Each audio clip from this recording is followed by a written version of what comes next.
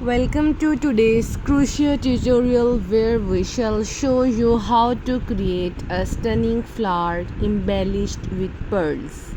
This project is perfect for adding a touch of elegance to your crafts. Let's get started.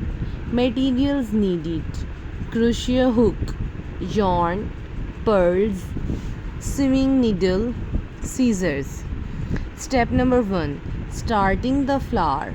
Make a slip knot and chain 5.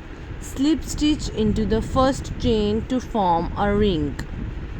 Count as first double crochet here and throw out.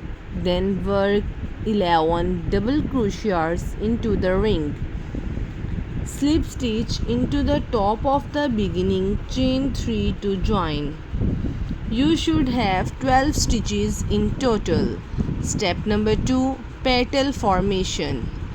Chain 3 counts as first double crochet.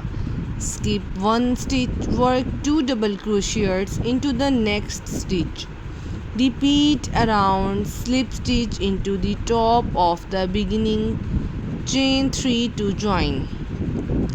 Step 3: adding pearls. Thread your needle with the length of yarn that matches your flower. Sew pearls onto the center of each petal.